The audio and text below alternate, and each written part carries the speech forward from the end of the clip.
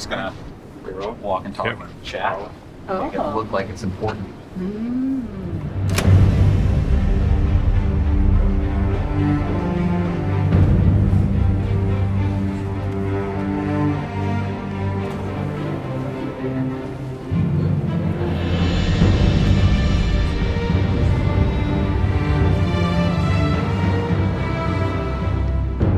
Welcome, everyone, to the 2026 ESO Seasons Direct.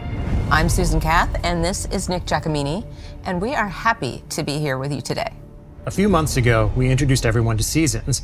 If you missed our stream, here's a quick refresher.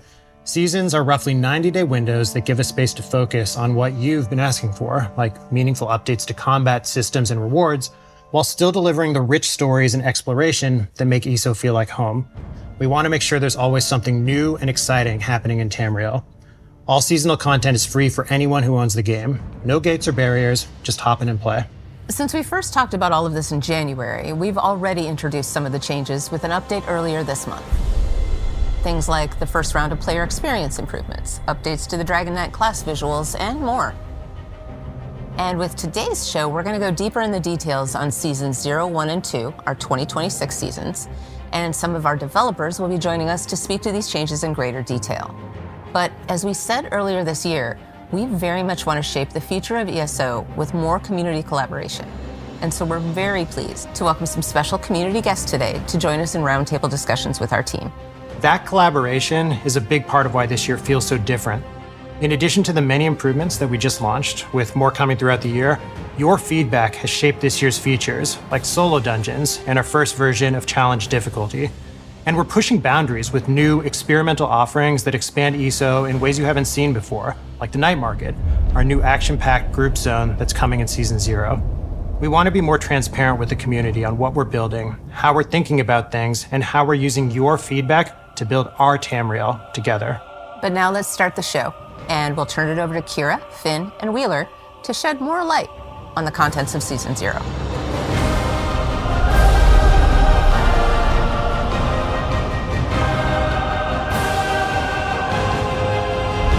Hello there.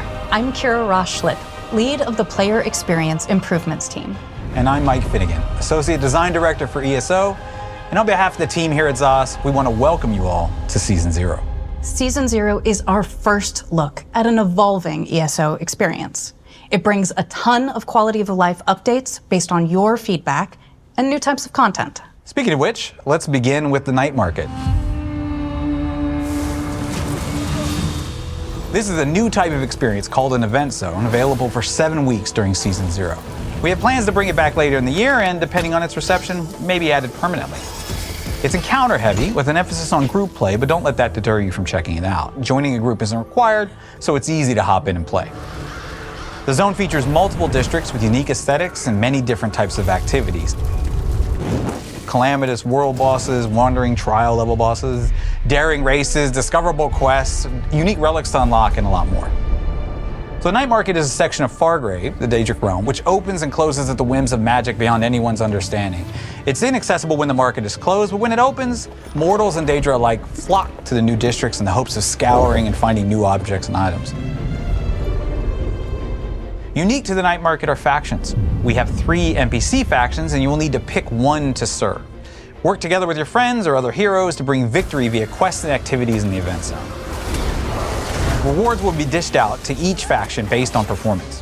Which faction you choose will matter because at the end of the event zone, your faction will be rewarded based on how well it does. There are 3 factions, each with their own distinct methods and motivations within the Night Market. There's the Ruckus, the Bruiser faction preferring to rule through strength. The Glittering Goad, who has amassed great wealth from running all of the various auctions and stands within the Night Market. And finally, the Thousand Eyes, one of the oldest factions. They are the small, the insignificant, and thus the unnoticed.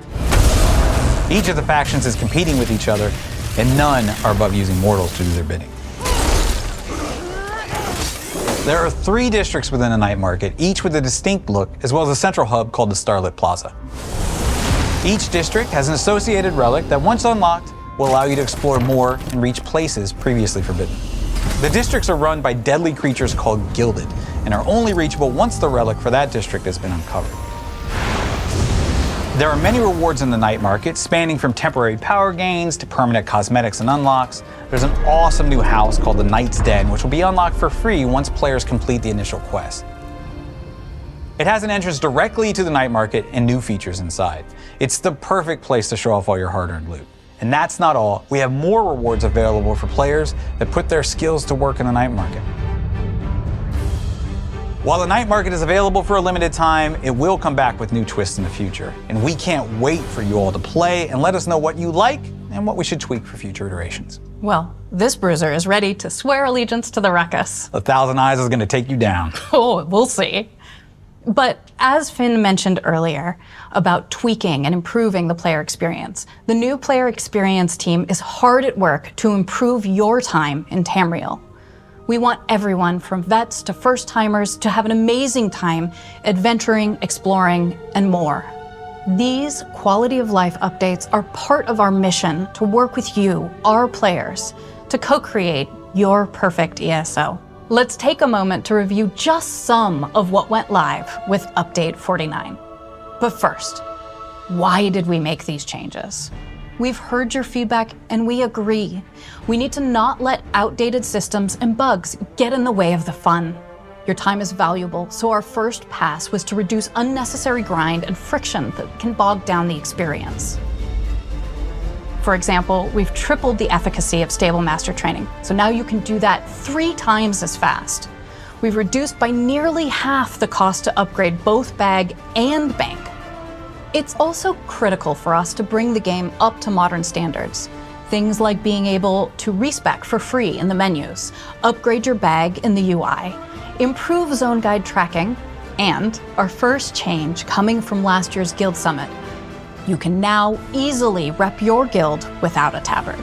For our customization endgamers, we've increased many furnishing limits, made all armor slots hideable, and improved outfit slots. These aren't one-off improvements, but rather an ongoing initiative where we continue to improve the game and deliver on long-requested features.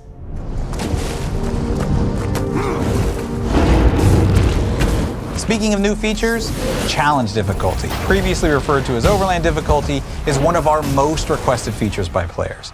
Earlier this year, we unveiled the system and how it will work, but to give you a brief refresher, it's an opt-in selection for players to tailor their experience in overland and overland-adjacent zones to their liking. Think delves, public dungeons, story instances, and the like, but trials, dungeons, arenas, infinite archive, and the new night market will be exempt.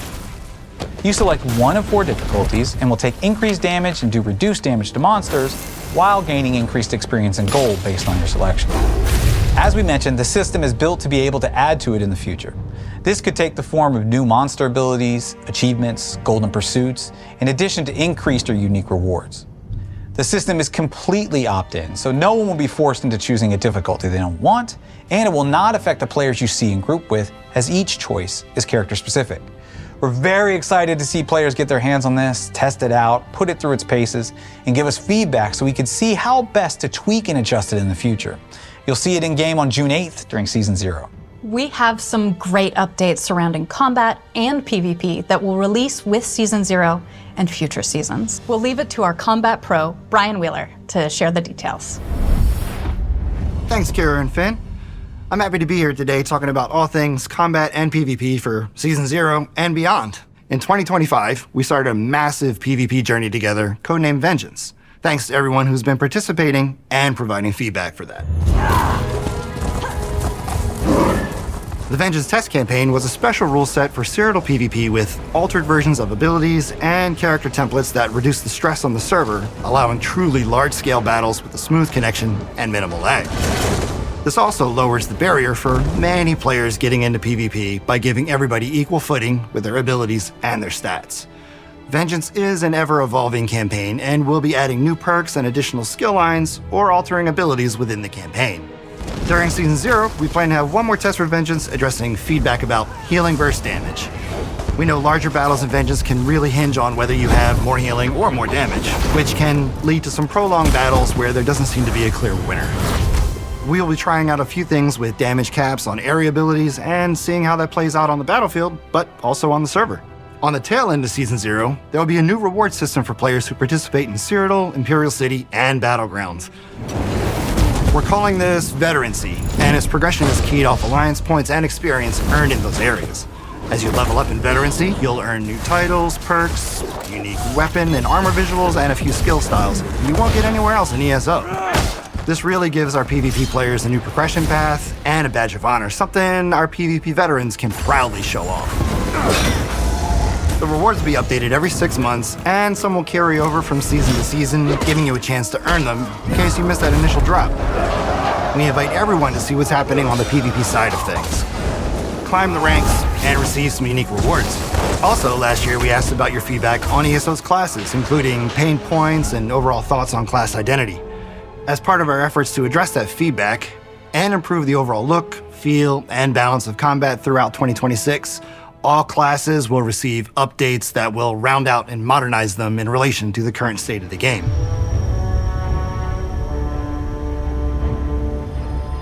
You may have already seen the work completed on the Dragon Knight in Update 49. This included the video and audio refresh for abilities, but also their functionality to reinforce the Dragon Knight's power fantasy being rooted in the earth and fires of Tamriel. Also note, players can earn a full set of blue skill styles for Dragon Knight abilities in Season 0. In U49, the two-handed weapon skill line has been updated with new effects, animations, and audio adjustments to really emphasize that weight and force. There'll be more changes to weapon lines in the future to update their animations and effects as well.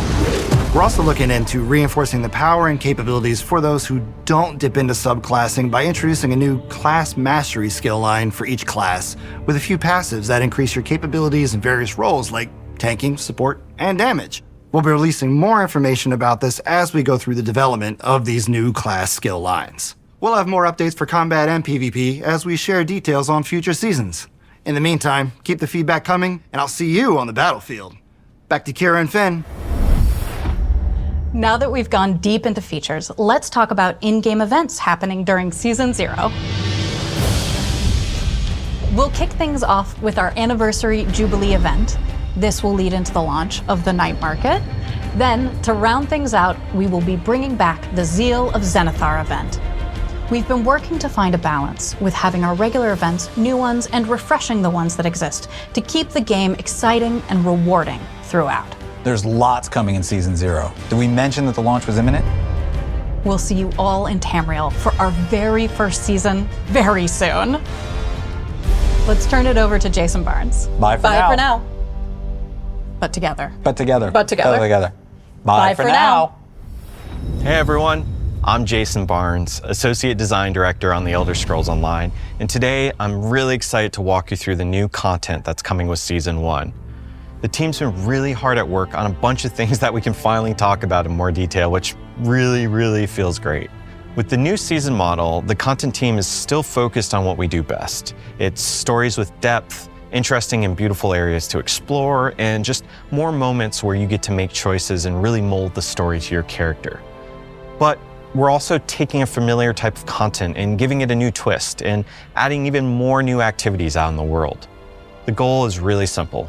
Make Discovery feel exciting again and give you more fun stuff to run into while you're out there exploring. So, let's get into it. First up, the Thieves Guild is coming back. This is a continuation of the original guild story, but with a new cast and taking place in Glenumbra.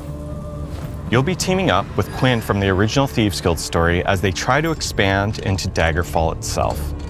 But there's another group, the Kaldane Cartel, stirring up trouble in the shadows. You'll need to pair up with some unlikely allies to uncover what it is the cartel's after and get to it first. Gameplay-wise, we've got new places to hide in the world, like flower pots and behind curtains. We have a new thieving item called Somno Powder that lets you stun guards and other NPCs while you're sneaking around. And you'll even acquire a mythic item during the quest line that you can upgrade over time to make it stronger. And like all of our stories, you can jump into this even if you haven't done the original Thieves Guild quests yet. But if you have played the original first, you'll see more options and some unique dialogue. And since Thieves Guild is part of the base game now, yeah, go play it. While we're in Glenumbra, I also want to call out the art team. They've been doing a bunch of work to bring the zone more in line with our newer areas, updating building textures and props, plus lighting and clutter passes similar to the zone refreshes we've done before. Now, if you want something that's not all stealth and a little bit more chaotic, we've also got a Sheogorath questline in Season 1. It's basically Sheo deciding he wants to experience life as a mortal for a while. So he sets his power aside and goes wandering around Tamriel doing very normal mortal things, like showing up at cheese festivals as you do.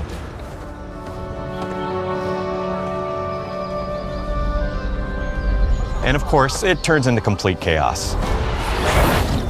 His powers start doing their own thing, people try to steal them, everything spirals, and it's just Sheogorath being Sheogorath. It'll take you all over the world across 6 quests, and it gets weirder and weirder the deeper you go. But quests aren't the only thing we've been working on. We've also been looking at some of our older ways of delivering content and figuring out a way to freshen them up. So, let's talk favors. Favors are a new take on daily quests. They're tied to specific characters and guilds, and they send you all over the world doing a mix of different activities. They're kind of an homage to the old hireling letters in the sense that each favor has an ongoing story that's attached to it. Every day you complete a specific favor, you'll get a letter that continues that character or guild's narrative. And once you finish their story arc, you get a special reward that's tied to them. Something personal, like a self-portrait you can hang in your house. It's also a fun excuse for us to bring back characters you haven't seen in a long time and check in on what they've been up to.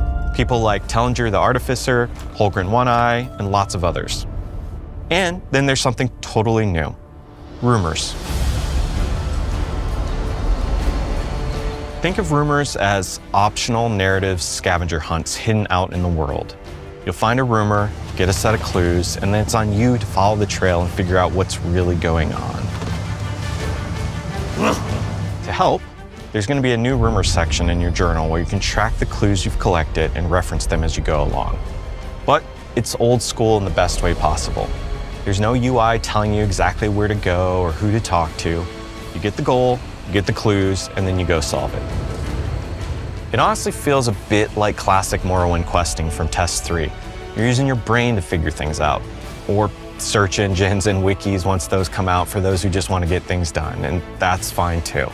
One final note on rumors is some even have multiple endings. You might think that you've solved it, but if you pay really close attention, you can uncover that there's a whole nother layer that changes how you see the whole story. Next up, because I have even more to talk about, dynamic world events. Dynamic world events pull from a few things we already know that players like. It's a combination of bigger public challenges like Hero Storms and Dark Anchors, as well as finding these interesting little moments that you stumble across out in the wild. Like the mage stuck in a bubble in Solstice, or the frog that just straight up eats a dude as you walk by them. Dynamic world events can pop up across the world. They scale based on how many players jump in, and they have several stages that you work through to succeed. And they're not just kill stuff until a boss spawns either. We've got different sizes of events and different goals within each of them. You might be rescuing animals in danger, or defending a farm under attack, or even teaming up to hunt down an epic vampire that's causing trouble all across the zone. And this is just the starting point. Dynamic world events aren't a one-and-done Season 1 thing. We want to keep expanding this system as we go forward, so keep an eye out. And finally, the last thing I'm going to cover today, because we've covered a lot, is something called the Sage's Vault. The Sage's Vault is this space between realms that safeguards Sage Vornet's most prized possessions, and it's something you're going to learn a lot more about during the new Thieves Guild story. To get in, you're going to need to track down nowhere keys all out in the world. You'll earn these by doing some of the new activities in Season 1, as well as some other means. Now, once you're inside, you're going to have 3 wings that you can tackle in whatever order you want. Each wing is made up of a series of rooms, and the order of those rooms, with some of the elements inside of them, are all randomized, so each run feels different and distinct. But here's the important part. This content isn't about damage numbers or perfect gear sets. Each room is built around puzzles, traps, stealth, and even some pretty wild traversal challenges that the team's cooked up. A big part of this experience is uncovering secrets in each of the individual rooms and then realizing how those secrets connect to the other rooms. The vault itself is one giant puzzle, and you're trying to piece it together over time to unlock its best rewards. And because we know randomization can get frustrating when you're trying to learn a space like this, we've built in a checkpoint style system as well. You'll be able to find maps that let you travel directly to specific rooms. So once you start to figure things out, you can be more intentional about what you're tackling next. It's experimental, it's full of challenges we haven't really done before, and we're really thrilled for players to get in and check it out. Now, before I go, I know there's been lots of questions about how new story content's gonna work with seasons. And I really hope we answered at least some of that today. I also know people are wondering if we're still doing new zones. What I can say is this: in addition to everything in season 1, we're really hard at work on a new zone that's built around a stronger sense of exploration and discovery, and not just a templated list of things to do. That's it for me today, and thank you for hanging out, and please enjoy the rest of the show. Hey everyone, I'm Amethyst Begley, Senior Content Producer and a new face here. Thanks so much for joining us today as we share exciting details coming to future ESO seasons. What exactly do we mean when it comes to experimental content? Well, let me tell you a little bit about the High Seas of Tamriel. This is a new type of event that introduces naval combat elements, undersea exploration, and various oceanic encounters. We're talking ship battles, deep-sea fishing, maybe even puzzles and combat sequences on the ocean floor. No matter your playstyle, solo or group-based, this event is poised to bring you fun and challenge. If you like high seas adventures, unique underwater locations, and of course, pirates, you'll want to dive in when it launches. From swashbuckling to dungeon crawling, get ready for solo dungeons. For this highly requested content, we're rolling out versions of previously released dungeons reimagined for solo players and players with companions, beginning with 2 solo dungeons: Moonhunter Keep and March of Sacrifices.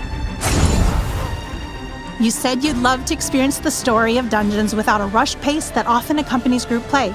We heard you, and this is the perfect way to do that. For those that want a more casual story experience, you can jump right in and experience the story solo or with your companion. For those who seek out a challenge, there are often mechanics at the entrance to make your run a bit spicier. And on the rewards front, there will be new monster masks and other cosmetic items for solo dungeon completion. Last thing from me, fans of Trials and ESO, rejoice. Our development team is cooking up a new one for this year.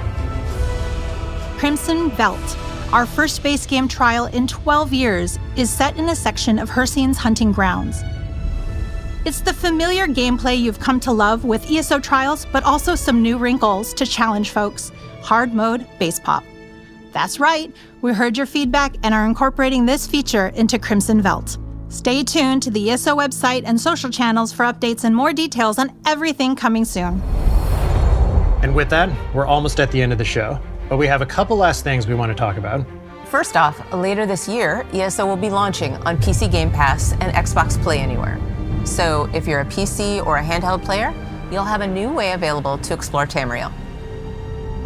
Lastly, we have something very special we want to share today. It's time for a little bit of a weather report, Nick.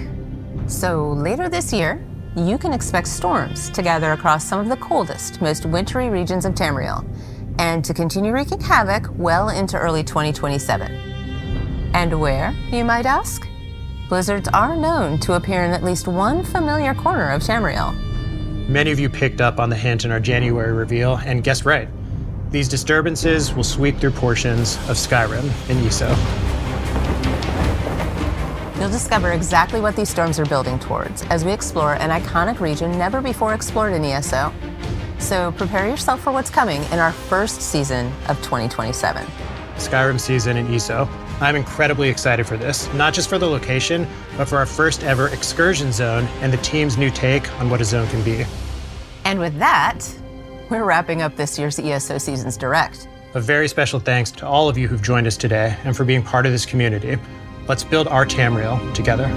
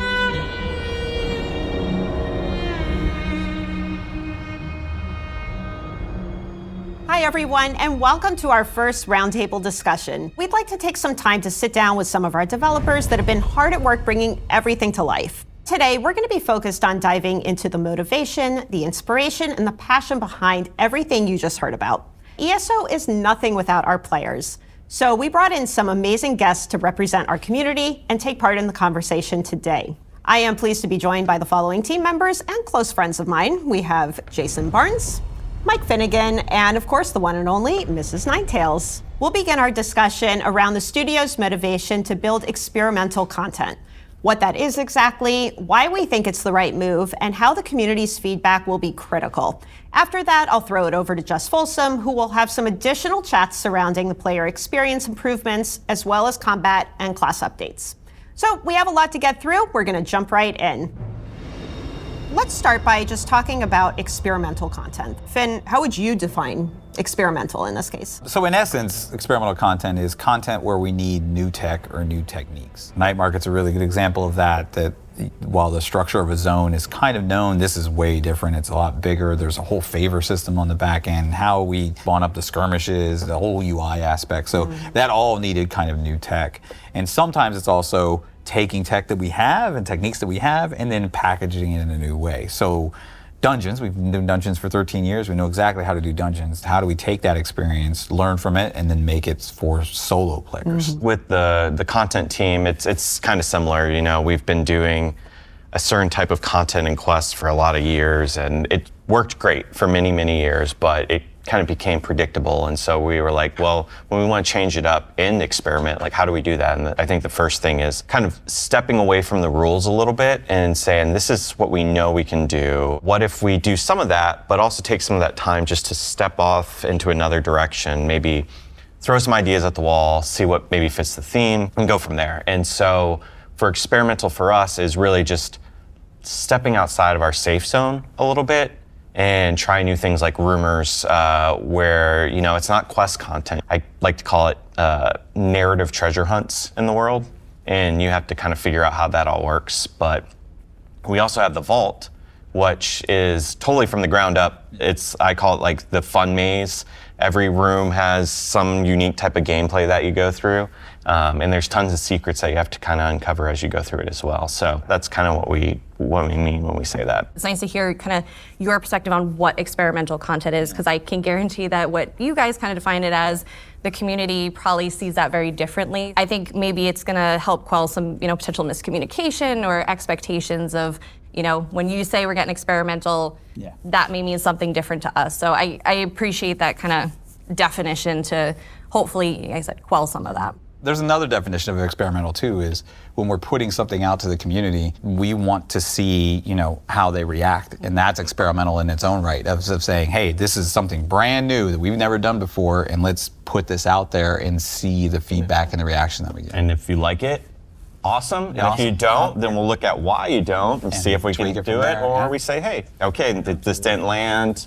Cool. We didn't lose, like, you know, a ton of time on it, but we can go and try new things in the future and kind of veer off in a different direction. Yeah. And some of the new stuff is like foundational, right? Where we're starting with the new stuff and then building on it for the future. I know in your community, you focus a lot on, you know, new players and helping folks that maybe haven't played the game in a while, but there's all different play styles in your guild and in your community. So I bet they're pretty stoked for all the things that we're working on. Yes, it's, you know, for a while we've kind of felt like, you know, everybody's lined up for, you know, their turn at some content, right? Mm-hmm. And we have so many play styles. You know, we have our, you know, more hardcore, you know, trial players, our PvPers, our casuals, our housers, the people that love to quest. We have so many across the board. So it always felt like, you know, we're kind of waiting like, all right, the trial's coming, it's my turn, and you know, get some dungeons, it's my turn, and then, you know, some housing updates, that's so cool. So it feels like, you know, with this kind of model that you guys are going with, it's going to hit so many more play styles and kind of,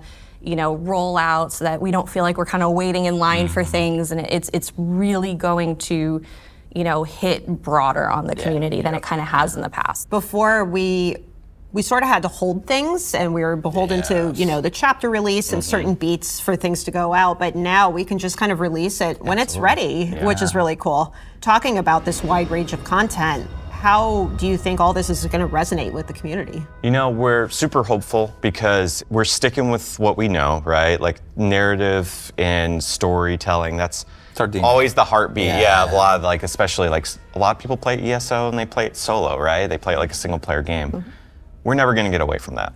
But I think we are also trying to just have more types of gameplay in general. It's definitely a delicate balancing act of appealing to the long-term fans that we have, but then taking maybe some of the experiences they've had and adding on to it. The night market's a good example. There's a lot of group kind of activities and stuff in there. Dynamic world events, if you're used to incursions or even random, what we call RDS, random distraction content, if you see that, this is another take on that and evolving kind of these experiences. One of the biggest things I've heard from the community, you know, my community, other communities, is that, you know, everybody's afraid, you know, on the roadmap, it gets put out very high level. If they're not seeing something that fits their content style, they're worried that, oh my God, it's gonna go away, right? You know, we've definitely heard, you know, Zone was a big one, right? It's nice to hear that, like I said, we're not gonna stray from that, because there are so many people, like I said, I've been around 12 years and I love what we do, but, you know, again, change is hard, right? We've been doing something for so long, and,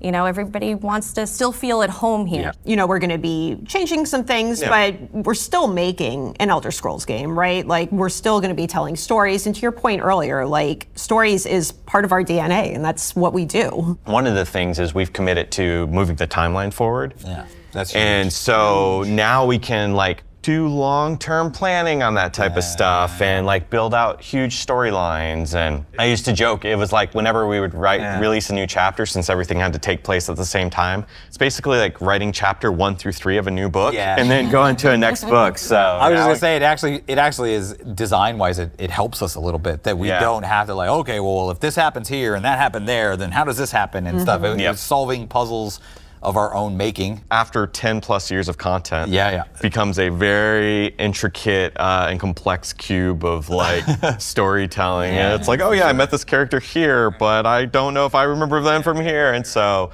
this is going to help a lot going forward. And again, storytelling, right? We're going to keep doing that. Going to see a lot of cool stuff later on too, right? So yeah. All I'm saying is if the, choices and, getting to flirt a little bit leads to being able to romance the characters, I don't think the community is going to be mad. My number one question when I ever go somewhere is, It is absolutely. when can I kiss Razum Yes, Dar? nobody's going to be mad. Just throwing that out there. So I know for you, Miss Ninetails, the Thieves Guild story specifically, I think that hits home for you, right? Yes. So Nine's a big fan of the Thieves Guild. Okay. He loves it. To see us revisit the Thieves Guild again is really exciting, and I'm kind of curious. There's so many great guilds to run back on. Why them? We showed a preview of Dark Brotherhood, and I was like, we can't do that. I just want to do something completely opposite and just fake experimental content.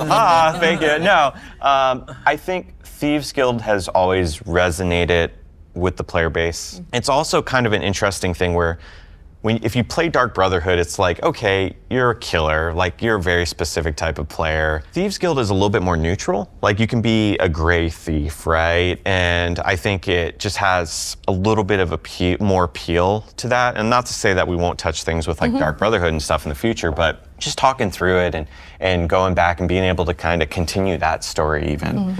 We bring back Quinn from the original Thieves Guild, which a lot of people liked, and continue her story, because she's kind of at the whole beginning of this. She's putting this together. And so you're helping her out along the way, and we really like her character, and so we can base a story around it. And yeah, it just kind of organically fell in place that way. A little bit of both happening at the same time kind of thing, where we're like, oh, we want to kind of do we want to explore Thieves Guild? What mechanics do we want to do? And it kind of all gelled. And that is one thing that we're trying to just do more of too, is having things that are thematically linked to stuff. A lot of times we'll just throw a system in the game and it was like, cool, it exists on its own thing, scribing, Tales of Tribute, have storylines associated with them, I know, because I did them.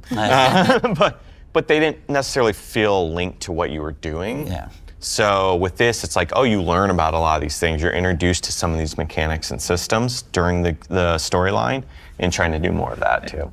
Building on that, kind of like the Sage's Vault is a good example of, while it's thematically kind of initially linked to the Thieves Guild, that doesn't mean it ends in the Thieves Guild number stuff. We can carry forward. This kind of what we were talking about earlier, building for the future and stuff. We can absolutely, or we have built that system that we can build on in the future. So.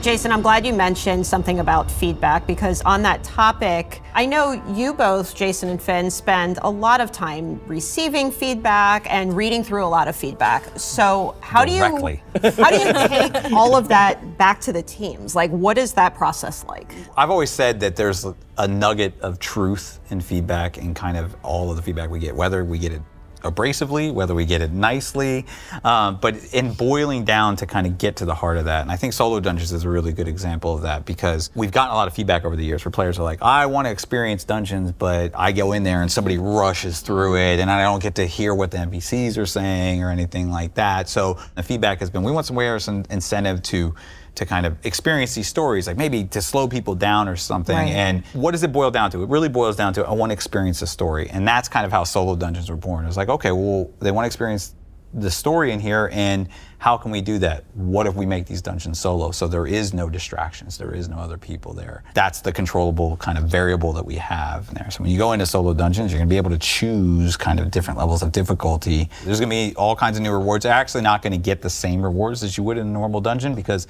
we still want the normal dungeons, the group dungeons, to be incentivized for players to go in there. So we have a different kind of reward schemes set up for Solo Dungeons.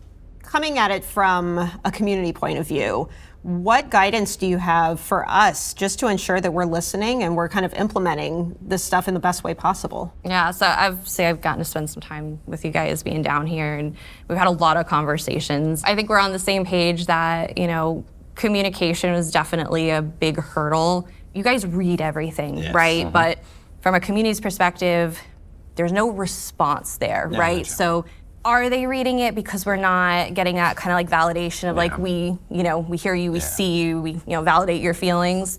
So I think that's been a big point in contention for quite a while now, and I think you guys have done again a total 180 on that communication, like seriously, and keep heading in that direction because at the end of the day, players want to be seen and heard and feel like they are valued. I mean, you guys have already started down that path, and I think it's sticking to that's going to be huge for the community. You'll get tired of us soon. Never. Especially when I'm on there. I'm like, what's everyone's favorite soda? Here, Paul the Day. Who do we romance next? Yeah, exactly. That'll be a hot topic. Yeah, that one would get some attention. Sure would.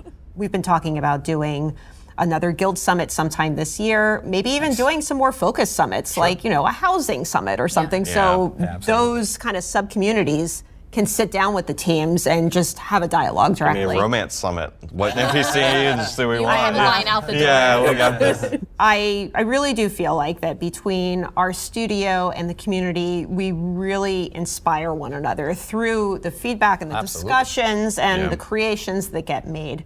So let's talk a little bit about what inspires you. What feeds your passion to just continue adding to the game, and in your case, adding to the community? Mm-hmm.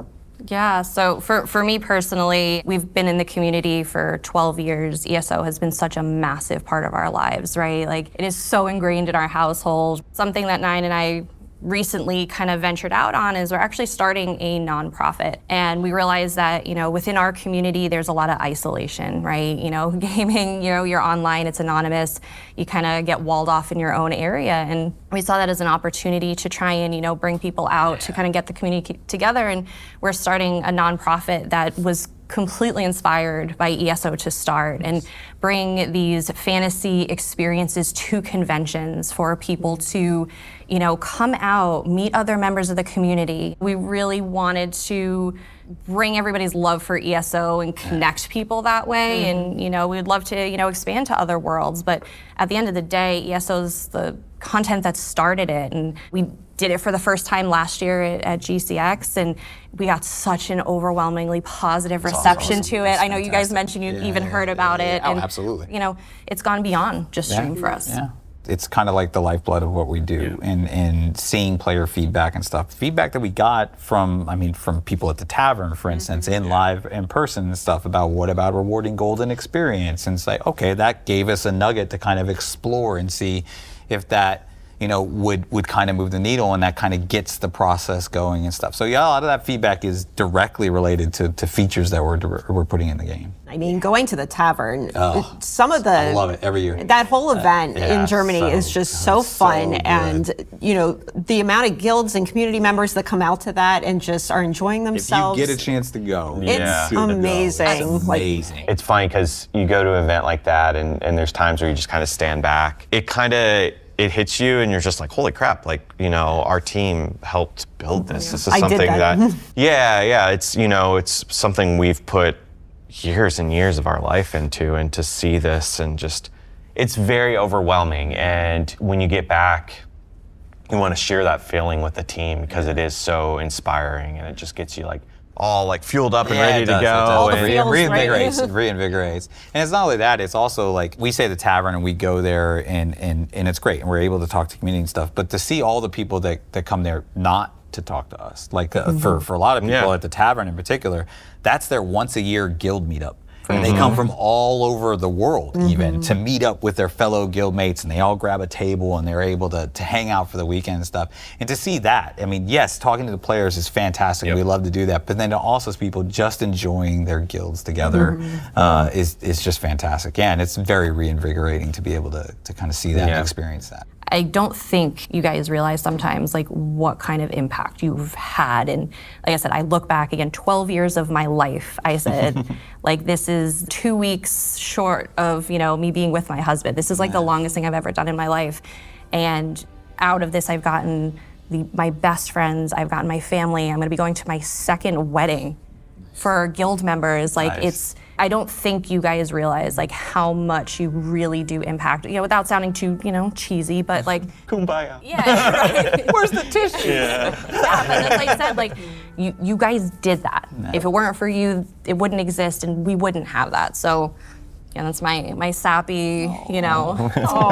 We appreciate it. We need a group hug after this. Well, this has been a really great conversation. I want to thank all three of you for your time and just sharing your stories and some insight. It's been really nice. But we have a whole nother roundtable to do, so we're going to pass things over to Jess to take it away over there.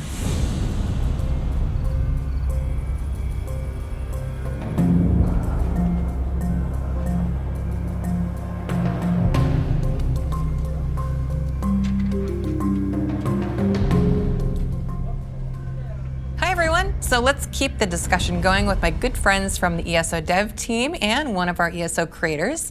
We've got Kira Ross-Schlitt here and Brian Wheeler, as well as our community guest, the wonderful Calawan. As Gina mentioned, we'll be discussing campaigns to improve the many facets of our beloved game, whether it be general quality of life updates, bug fixes or campaigns, and tests or improvements to PvP.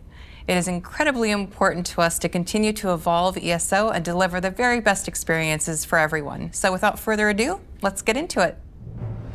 How has that evolution of gaming informed our seasonal approach and the future of ESO? Let's start with the short stuff. When people come to ESO, I really want to make sure that they're not being forced to spend time on these systems that feel outdated now, before they can really get to the part that they want to do, that they can play their way and have fun and focus on the good stuff. Like you said, the gaming landscape has changed, trends have changed, how we approach time and progression has changed, and we took that barrier out, so you don't have to port back to a shrine before you can do that. Keep going. Yeah. And I was really excited to see that. I've been playing MMOs a long time, and I really appreciate it, and I know my community really appreciated it. There was a lot of great stuff in those player experience improvements, just sort of removing some of that friction from the game so that we can get to the parts that we do really enjoy. I'm honestly excited to hear more about how you're going to continue to approach that with seasons.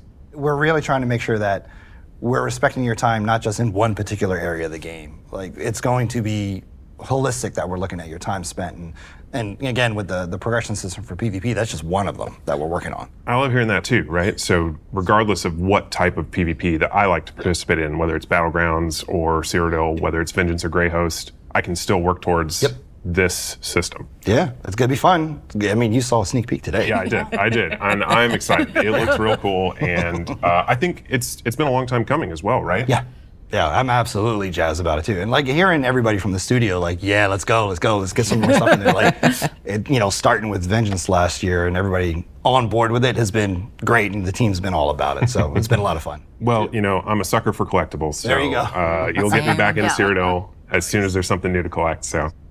It's not only we want less friction, we want your time to be better spent, but we also want it to literally feel more rewarding, right? So the Tamriel Tomes, the Gold Coast Bazaar, all of these are really about making it easier to earn rewards in-game by doing the things that you want to do. And less grind. And less grind, right? And again, let's take a more holistic approach. Let's take out the things that are starting to feel perhaps a little outdated, like daily rewards, and move some of that into the tome so that you can have a more integrated experience. Also, I think it gives you more flexibility about when and how you want to engage. Pressure. And less pressure. So if you miss a day, it's not the end of the world. If you like to spend 8 hours on a Saturday, then great, do that. You can still make progress and not feel, oh, dang, I missed out logging in every single day. Yes. I love that too, not having to log in every day, make sure that I can still get access to those rewards, not feel so much pressure to get the daily endeavors done. The coolest thing for me was finally having some more agency over what those rewards actually are. 100%. Completing the tome and then being able to go to the Gold Coast Bazaar and buy the XP scrolls or whatever it is that I need rather than, just what's offered today. How are we approaching these long-term campaigns, knowing that the goal is to improve the overall player experience in ESO? The DK came out in 49, Yep. and that was the start of this long haul. We really want to take our time, make sure we're doing this right, make sure that what we deliver, and I think, with the DK, everybody was like, that's really good, yes, do more of that. Like when you saw the DK, that got you excited for the Warden or whatever else is coming up next. And I like that we're taking the time to give each class its own moment, which also internally gives all the teams that are working on that, the audio team, the visual effects team, the combat team, that same time to work together on any adjustments or improvements. Yep, and that's really key, like trying to make sure that every class has a chance to shine. And again, we're not gonna ignore the other class or balance points as we're doing this. We know that it's a live game. And as things crop up from build X or Y, we'll look at it and handle it, but we're trying to really make sure every class gets its spotlight. We're trying to take our time so that we can think about things holistically instead of hitting them as individual one-offs. Yeah. Us focusing on guild housing is a really a big one, right? We started with the Guild Summit last year. We really wanted to get the feedback from the players. What are they most excited about? What are their biggest pain points? How can we best help support them, because they do such important, awesome work educating, getting people involved, and we running need events. Running events, right? And being able to help support that is really important. We are also planning to really focus as we develop the design about going to players and saying, hey, here's how we're going to hit this. Does this work for you? Does this make sense with what you're looking for? Yeah, he's actually part of that. Cal's all about we got the Warden discussions happening soon, and he's like, yes, I want to be part of it. So it's working I'm out. not sure who beat me to signing up for that, but someone. So let's switch gears to talk about the player experience improvements that you and your team are working on. I will say, one of the things that I'm most excited about and love seeing is how we are utilizing PTS feedback more, and it's happening in real time.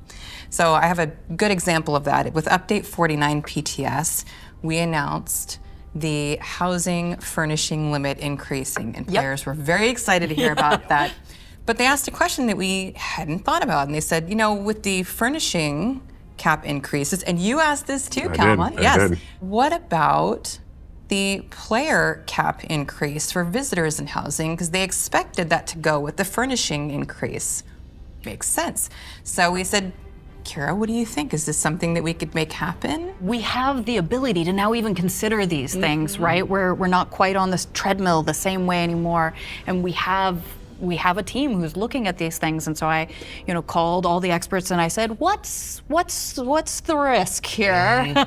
Because everything in ESO does have consequences. It's something all the changes we do have to be handled really thoughtfully and carefully so it doesn't end up impacting another system or the overall player experience. Right. But we looked at this one and we're like, you know what? This is an opportunity to make this even better, even more what players ask for, give them a little bit more flexibility, allow them to make even snugger in rooms with more people coming to visit, and then continue to look about how we can keep making it better. And it happened so fast. Yeah. It was awesome. I was like, really? We can tell the players we're going to do it? Sweet. And then it happened in Update 49. Yeah. Many things in ESO, if you change them, they have consequences. Yeah. The butterfly effect is real. Right. So we still have to be thoughtful about what we're doing, but taking those little wins that we can do, or the things that are easier and give that immediate return, let's do it. Yeah. I mean, it was a great list. It really read like, my personal, top 20 wish list of player experience improvements. I'm obviously very excited about the increased furnishing limits. I design a lot of houses in ESO and I can't wait to revisit those. But, like you were just saying, as soon as I realized what I would be able to do with an in-room, I realized that I was going to want to have more than one person come visit and check it out. So thank you for turning that around so quickly. It is awesome. And again, I know everyone in the housing community is going to be really excited. All right, so thanks. That was a good conversation about the player experience improvements. So let's just shift over to Oh boy. classes and combat for a bit. So It's like, it's like, all right, let the bullet the first wave start of these flying, went right? live with the DK, with Update 49. So what is everyone looking forward to with these efforts? Directly in Season 0, the thing that I'm excited about finally getting out there is Vengeance being full-time, but also veterancy progression. So this is a new system that we're putting in where you're able to get rewards for PvP. And again, like we said earlier, doing it in Imperial City or Battlegrounds or any campaign. Right. Any Cyrodiil campaign. Any Cyrodiil campaign, right. So Greyhost, Vengeance, whatever campaigns we have up afterwards, it's going to be earnable through that with a combination of XP and AP earned. And you're going to get cool weapons and armor, not like, one like sets, but actual visuals. Right. So you can apply that to anything. A couple different skill styles as well that you won't be able to get anywhere else. But that is like, the gang is jazzed about that coming out. You're gonna get titles and all kinds of stuff, but the Warden on the class side, the crew is excited about that as well, for sure. We're trying to spread that theme around. Same thing with animals and for seasons or nature. So creating just sort of a more cohesive class kit, I guess. Yeah, very much like how Arcanist and Necro, their feel is spread throughout the entire skill lines. They have their specific tanking, DPS, and support line as well, but the feel of the Arcanist is holistic. Same thing with the Necro. But part of all that is tied to the feedback loop, but also just statistics that we've seen, all the data, like when we see who's subclassing and who isn't, we're using that data as part of these discussion points as well. Right. We are going to be introducing basically a new skill line for every class. We're calling it Class Mastery, where it's going to have some passives that sort of boost you up a little bit for whether you're DPS, tanking, or support. There's going to be a couple, broader passives that we have in there too. But it's going to be, another layer for the high end to be like, okay, how do I play as a DK or play as a Warden or play as a Templar? So it's going to be a case where this is going to evolve as well, because we're putting that out sooner than all the other classes are getting done. Yeah. So this is going to be a case where these mastery lines are going to evolve, and they're going to exist beyond the refresh. We're going to keep, analyzing and seeing what people are doing. If a certain build is lacking due to pure classing, we'll look and see what we can do in the mastery lines to try and help pump that up. Again, something really exciting to hear. I think that was one of maybe the key pieces of feedback on the DK refresh was that a pure DK still wasn't quite at the level of a subclass build. How do you think that we are positioned to garner attention back to players who may not have played in a while, and we'd love to have them come back and give it another shot? Many ways, we hope. But I'd definitely say that one of the big ones, and we've heard it requested for a very long time, and we've been working on it, but it's big and it's complicated, is of course crossplay. I think it is important to say crossplay is not coming in 2026. Yes, yes. But we are working on it. We are making good progress on this. And this is something that is really important to us. And we also want to make sure that we do it in a way that feels good, right? We're also really looking at how ESO can be overwhelming for everybody. Quest markers everywhere. Yeah, right? 10+ years. Right. All these systems layered on top of each other. So we're going to be looking at things like, we have Heroes Return for people who've been away for a while. We're doing some updates to that. We're doing one for new users that sort of kicks in after Cold Harbor and helps sort of lead them along a little bit. And one of the other ones we're looking at is trying to smooth out the experience from level 50 to CP 160. Right? So really looking at how can we make it easier to come back into ESO if you've been away a while, and also just make it easier if you have friends for them to just join and play, right? That's great. I know anybody who's played an MMO or even oh my God, coming back. Yeah, you're honestly, like, what do I do? A more complicated game, especially with something that has a 10+ year history, you come back after not playing for a year or more and you're like, oh my goodness. Yeah. Right. Where did I leave? What are these quests? What's in my inventory? So this is all really great. Right, that accessibility is really awesome. Whether it's PvP or PvE or just figuring out the systems, I know how overwhelming it can be because I see those people show up in my Discord or in my guild, and some of the questions seem really, mundane, but we've been playing for forever. Right, so, exactly. I think we're all subject to our own bubbles in some way there, right? I'm honestly just impressed with the overall volume of the player experience improvements and a lot of the stuff that's coming. I know, some of it isn't necessarily the kind of thing that makes the back of the box, I like to say, but I think it makes a big difference to players in the game, and I'm just really excited to see what's next. As we're working through this seasonal content, why do you think it's more important than ever for ESO to focus on community? It's interesting from the player perspective and the creator perspective because we are all invested in this game right alongside you guys. So much. Yeah. Yes. Obviously, as a YouTube channel, I want people to play the game. I want people to watch the videos. And so I want ESO to grow and thrive. And I want it to grow as much as it can. I want more features and more stuff and, more houses to collect. And so I think a lot of players feel that. And that's why they're so passionate about it, right? They have great ideas and they obviously want a seat at the table and they want their voices heard. Yes. And, it's very personal, right? So many of us are players ourselves, and we run into these same friction points and pain points that our players do. And because we were on that, chapter treadmill, it was really hard to pull the time out to be able to focus that way. But this game is not for us, it's for the community. Yes. And so being able to deliver on these long requested features, to fix the things that are driving them nuts that aren't meant to be that way. It's incredibly heartwarming to get to see the reception to these changes, but it's also, it gives us more power to want to keep making it better and stronger, so that ESO can be that 30-year game that we talk about. One of the things that got actually brought up today in the team chat, somebody said, well, if the players are getting excited, then that makes me excited to do more work. Yeah. And that's infectious. And anytime we can either give more background or more details, like earlier today, talking about actual metrics that we can talk about with people, like showing the graphs for vengeance, like people being able to see like the why we do the decisions and being able to explain it is really exciting.